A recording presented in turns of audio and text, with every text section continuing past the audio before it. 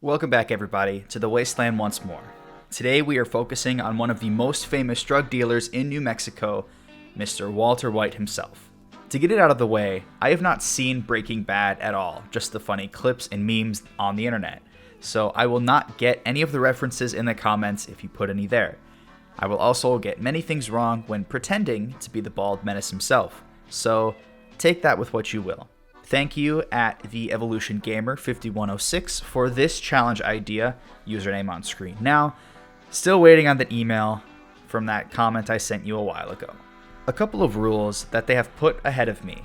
I can only make money from selling chems, and I have to use the Syringer and the 44 snub nose. The downside to using the Syringer is that I have to craft its ammo, but if I happen to find 44 ammo in the wild, I will be using it, as it means that I get to save a little bit of money and I don't have to purchase it, as Walter White could save as much money if he found this out in the wild. And a final rule that I'm putting on myself is that I can't get high on my own supply, meaning that I am unable to use any of the drugs that I create or find. They have to be sold for caps. It's really going to hurt on our damage end because our armor is not going to be the best to try to look as the Bald Menace himself. Anyways, that's basically it. A few other things will come up as we go through the run, but I'll talk about those later. We don't have time. We do have time for our character creation, however. I rarely use the Fallout 4 character creator since the first time that I really played the game to create a character, my skills should only get better as I do different character runs in Fallout 4, but for the time being, you guys get to watch me struggle as I try my best to make Mr. Walter White himself. A bit of a spoiler for the run, as I'm going to talk about now. My goal for this run was to make Walter look as close to himself as possible, and in order to do that, I would need to get some of those plain-looking clothes. However, I was unable to find this picture of him in his plaid button-up, but I did end up going with this picture, which is kind of a coverall, a sweater vest kind of situation. So hopefully I don't have any Breaking Bad stands out there giving me hell for it, but that's kind of the situation that's going on here. After creating Mr. GigaChad, Walter White, we decide to deep freeze and experience what our drugs go through before we finish creating them, and then we sell them off to the public. Unfortunately, we get thawed prematurely and witness somebody who's tried copying our hairstyle and beard structure shoot Jesse's mom. He then takes a quick peek at us to make sure that he can finalize everything and get the best look he can before sending us back to our forever nap. But joke's on him, we wake up shortly after that and get a chance to tell our computer what our name is and allocate our special stats. Finishing up with our stat allocation, we are greeted with giant cockroaches? As I don't have the 44 or the Syringer yet, I expertly maneuver my way through the vault without killing a single radroach. It's a bit difficult, but it's nice to know that I'm able to do this for future runs, that I will not be allowed to kill the radroaches when I immediately leave the vault. As I exit the vault, I run into Codsworth here at Sanctuary, who actually addresses me by name. I was kind of unprepared for him to call me Mr. White. I know that he has a few names that he can call you. I just didn't realize that Mr. White was one of them. Codsworth then leads the charge to clean up Sanctuary, killing off all of the bugs. As yet, we still don't have a weapon we can use, which will be solved very shortly. As he is finishing up his civil duty to clear out the area, I go around collecting as much junk as possible to be able to craft ammo for the Syringer as soon as I get it. A side note, I'm planning on doing a Syringer only run for Fallout 4, and I am very excited because there's a mod out there that makes the Syringer significantly better, but for this it's just a vanilla run, so I am stuck with it, and it is very unfortunate. After all of that in Sanctuary, I'm able to go and find the closest 44 Snubnose with a handful of bullets, and then making my way over to the Museum of Freedom, where the run really starts taking off. As the run goes on, my outfit will change sporadically. Like I said before, I'm going to do my best to be as close to the man as possible until I finalize the outfit when I meet the railroad, but until then, I'm basically just picking up whatever clothes I can and not using any armor because Walter White doesn't use armor in the show. He really just wears normal clothes like a normal person would. It's very unfortunate though, because armor would be nice and being able to soak up some of the damage coming my way, as the normal plain clothes are not good for that. So I am dying pretty consistently for almost the entire run. So be prepared for random death clips as I throw in B-roll footage. A few side notes as I am going to Museum of Freedom and going through that whole situation. I did try to deposit bottle caps into containers, like a lot of people mentioned in the comments on my last Fallout 4 video. Unfortunately, it didn't work. Later on in the run, I decided to save me time, and not necessarily bottle caps, but mostly time, as I wanted to get this video up as soon as possible. I could just use console commands, and it's a little finicky because I play games with a controller. I've been playing video games with a controller for about 23 years now. Recently playing on my computer. I still use a controller. I grew up as a PlayStation kid and didn't have enough money for like a fancy computer with mouse and keyboard, other than Minecraft when I had friends come over and play. So I've been using a controller for a very long time, and that's probably not going to stop unless there's a game that specifically only uses the mouse and keyboard. So it's just a little finicky to get that to happen, but I am able to get rid of bottle caps with console commands, and actually I'm able to buy ammo in bulk because of that. So I am looking pretty good for the future on saving time.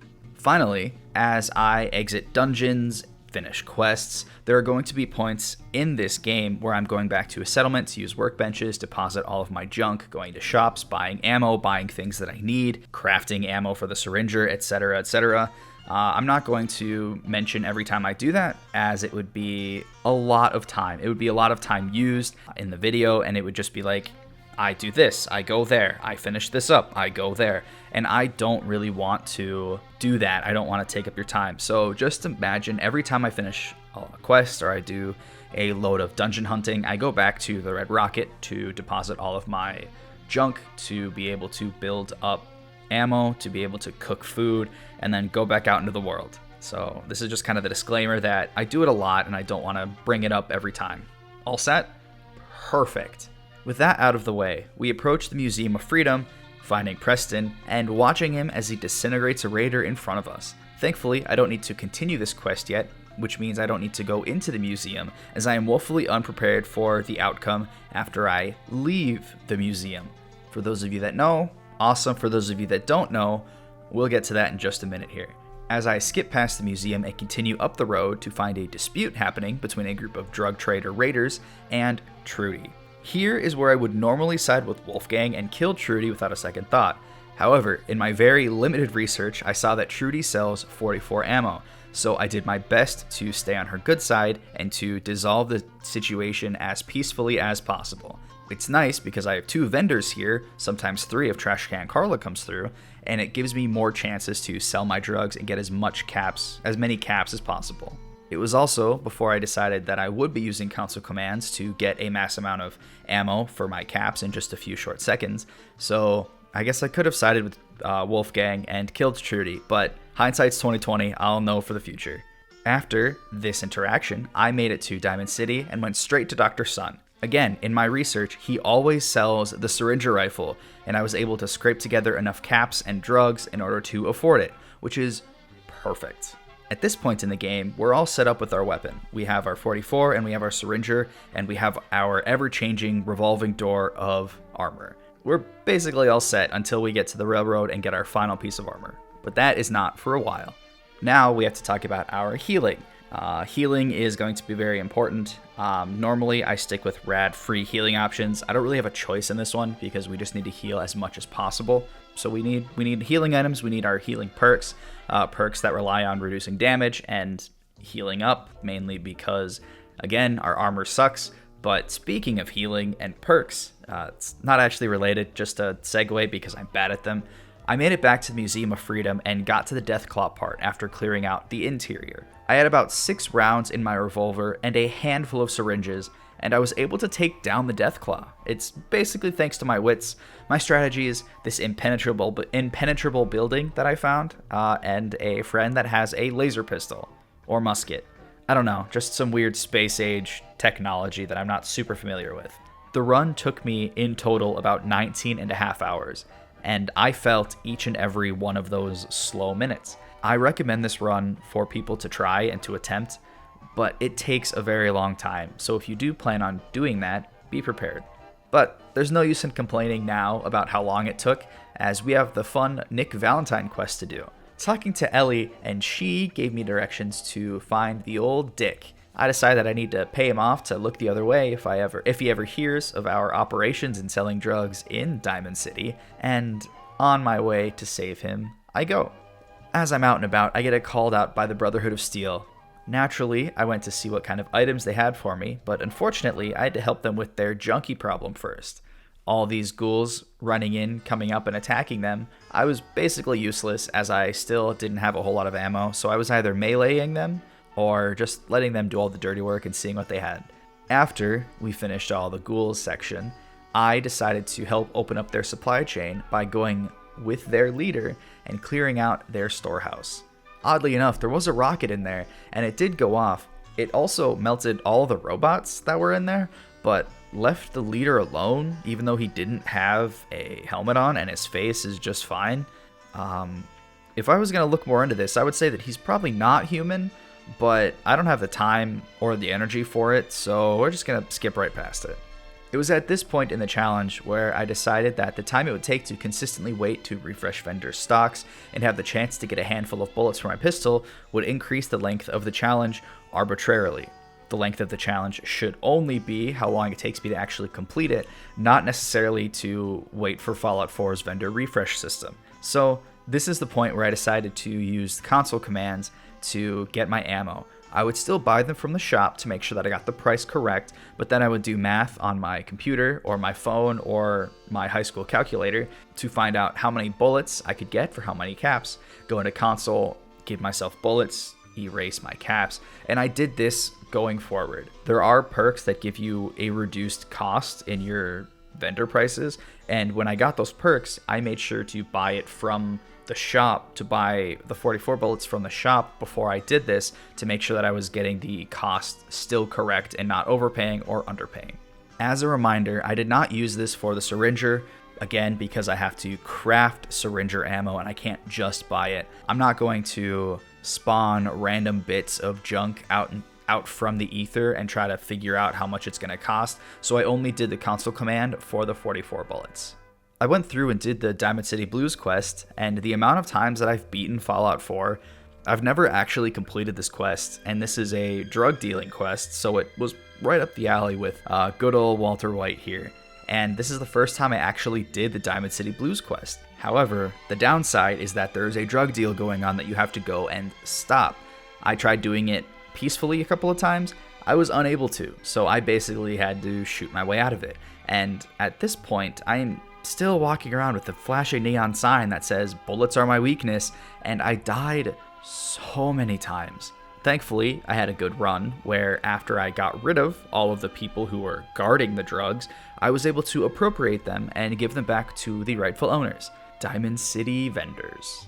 To wrap up the quest line, I went and told Paul, the guy who this whole quest started, I told his wife that he unfortunately passed during the firefight with the drug traders.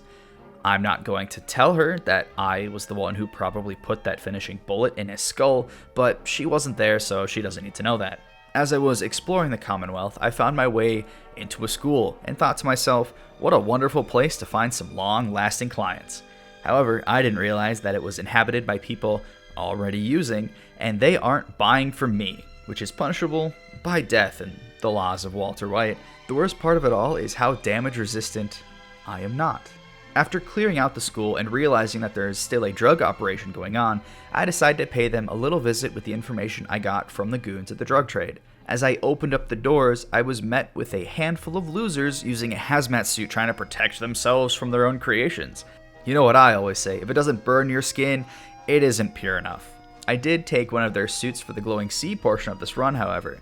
I felt it was alright as I got it from a drug dealer and it's just not out in the Commonwealth. It's gonna come into play more than just the glowing sea, but we'll get to that later. I finally went to go save good old Nick from the vault and the Triggermen, only to be stopped by Skinny and his gang. Thankfully, our weaknesses are very similar, which is bullets, so I just had to go crazy with my gun and show him the real king of the Commonwealth, you know, the real mobster, if you will. After Skinny, I was given the world's longest loading zone. It was at this point that the loading zone started taking longer than average. And as I've said in earlier videos, I do my recordings in chunks. I don't just sit down and record the whole game at once, as I have kind of a busy schedule with work and just everything going on. So I don't think there's any memory leak issues. I think it's just another quirky Bethesda, it just works kind of situations, but I digress. In celebration of making it out of loading screen hell, I decided to take on Swan, which is a very, very big mistake until it wasn't. It was only a few tries before I used my lucky crit and the wonders of Bethesda's NPC AI. I was able to take him down with relative ease on our winning attempt. In order to relax after a long day of killing mob bosses, a literal giant, and some goons along the way, I tuned to the radio and listened to my favorite play, The Silver Shroud. Some weirdo on the radio told me to go to Goodneighbor, so in order to find out what's going on, I decided to follow his instructions and found my way there. I mainly got here to have another vendor for ammo purchasing and for the future necessity of coming here for the Memory Den segment, but I just didn't know how to fit this in somewhere. After finding Goodneighbor, I decided to test my luck and my explosive resistance by shooting a loose mini nuke I found on the ground. I fully expected to explode and die, and I did this purely for content reasons, as I'm trying to do more things for content and not just to beat the game, but I was pretty much mistaken. I was not prepared to not explode. If it was anything similar to grenades that Fallout has, I was really expecting just to shoot it and blow up, but thankfully, I didn't. With all my luck used up for the day, I went and found the railroad. On my way there, I found Jesse. He started using, and unfortunately, he used so many drugs that he got stuck between space and time. He's just kind of standing there floating, and I didn't know what to say. Didn't know how to help him, but if you do, please let me know. Thoughts and prayers, good old Jesse. Kids, if you're watching this video for some reason, take this as a reminder. Don't do drugs. Only sell them. Let's take a little time to talk about the importance of the railroad in this challenge.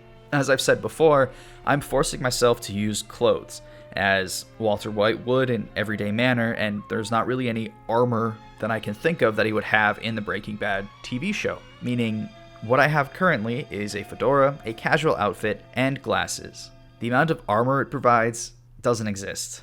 Well, the good news about the railroad is that they have a set of modifications you can apply to clothes, like the ballistic weave mod, making it more resistant to damage, so that way you can use clothes that you want, that you can resist actual damage from.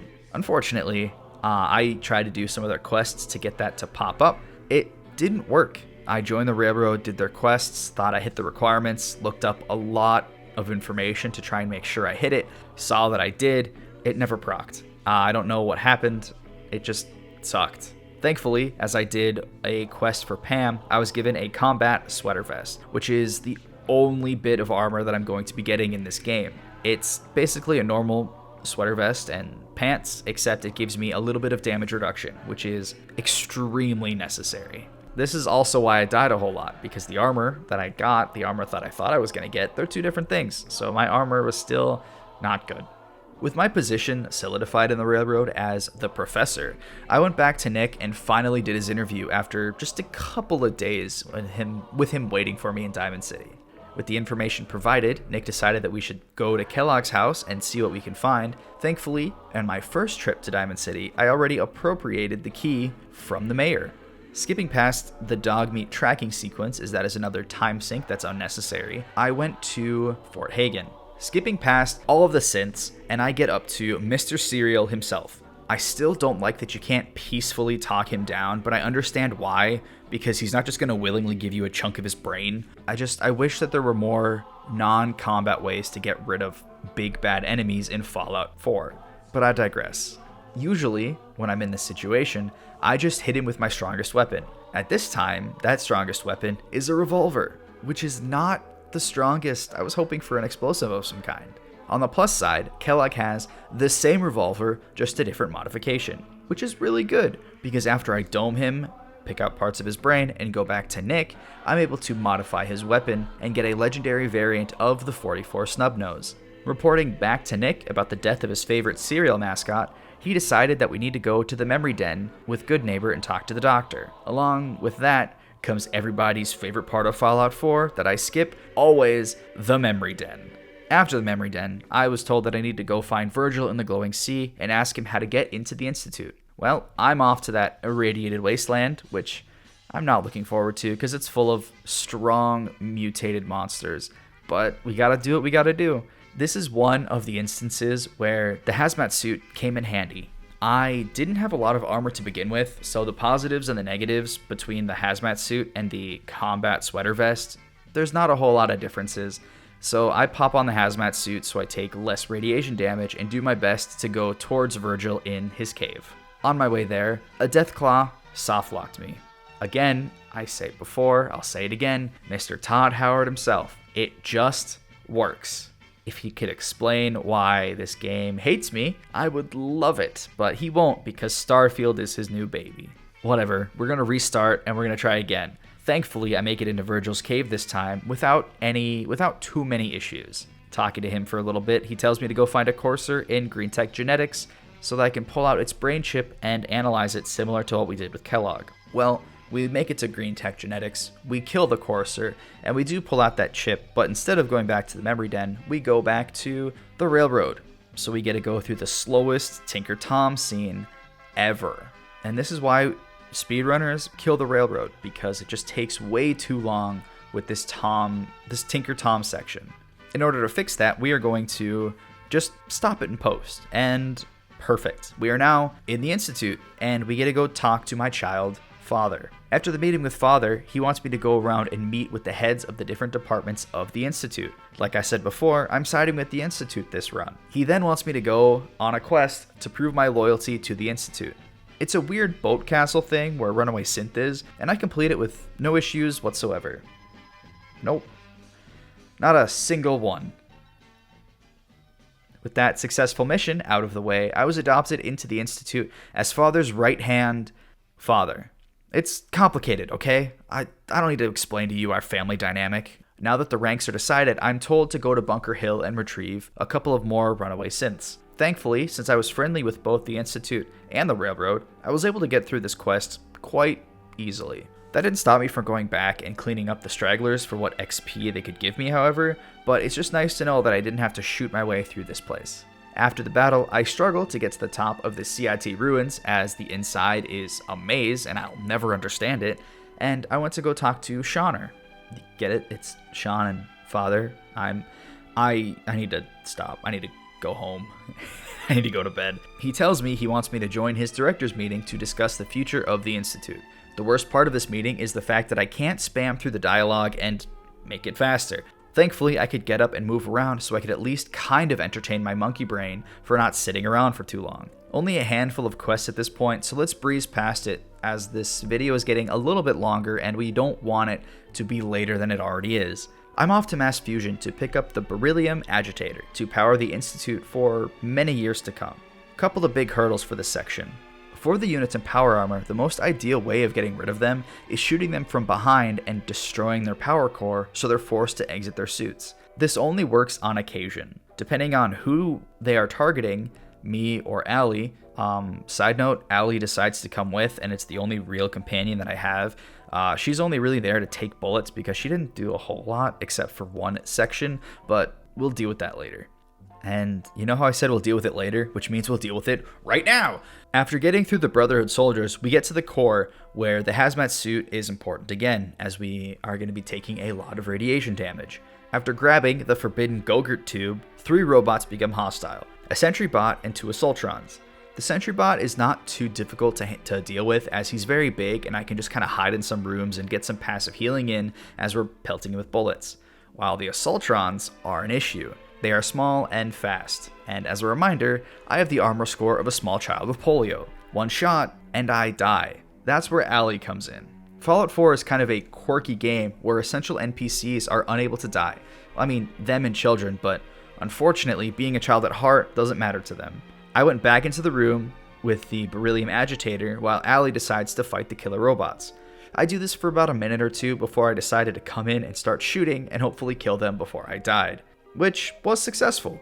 After this, I gave a fancy speech to the Commonwealth where I mainly hit the aggressive dialogue options. I don't know why, I just thought it was funny. The Railroad was not happy with what I had to say and tried their best to convince me that I was doing the wrong thing. I was almost swayed when a rogue bullet found its way into the body of Tinker Tom. After that, the whole interaction went black, and I woke up in the Institute bloody and very sore. Finally, we are off to take the airport from the Brotherhood. The only real issue I had here was getting into the base. Thankfully, I had a handful of stealth boys to sneak in and then start the eradication process. Just like Mass Fusion, the Knights in Power Armor are the most difficult to kill. But after we open up the relays so that more synths can come in from the Institute, it became a little bit easier as there are more bodies to be shot at while I get to stand and heal. The final hurdle is taking over Liberty Prime. Long story short, it's a giant robot that the Brotherhood is trying to bring back to blow up their adversaries. Thankfully, we are able to overrun them with numbers and magic science lasers and corrupt their big robot. The final story beat I did was teleport back to my son in the Institute. I was there in his final moments to show him that drugs really do make you big and strong. With that, I can confirm that yes, you can beat Fallout 4 as Walter White. I want to thank you for your patience as this video came out late and I did things a little differently than I have for videos in the past. It's stuff that most of you probably don't care about, so I won't stay on it for too long, but basically I changed the way that I wrote my script. I don't know how it's going to come out or how I'll sound or how I can try and make it sound more natural instead of me just reading off a script, a long list of whatever, but I'm still kind of working on it, trying to just figure out ways to cut down what I'm saying, cut down how long it takes me to do my least favorite part of the challenge, which is scripting. God, I hate scripting. It's fine. I'm fine. It's irritating. I don't like scripting, but I can go on a long rant about that later if someone wants to hear it. If you liked the challenge and want to see me do more random challenges on a variety of different games, feel free to let me know either by commenting down below or following the link in the description to my Google form. I can't guarantee that I will do your challenge. I will look at it, but I can't guarantee that it will be done, especially with how long my backlog of challenges is, and it just keeps getting longer. Speaking of the description, there is also a link to my challenge log. There you can see all the past and future challenges that I plan on doing. You can also see how long it took me to see if you want to attempt any of these challenges on your own and beat my time. Finally, thank you all. I really enjoy doing challenge runs and I hope you enjoyed watching this one. The next challenge is going to be on Doom Eternal, and I hope to see you all there. If you want to see all the footage used for this challenge or want more videos similar to this one, feel free to follow the playlists on screen. I've been River. Hope you've had a wonderful day. Peace out.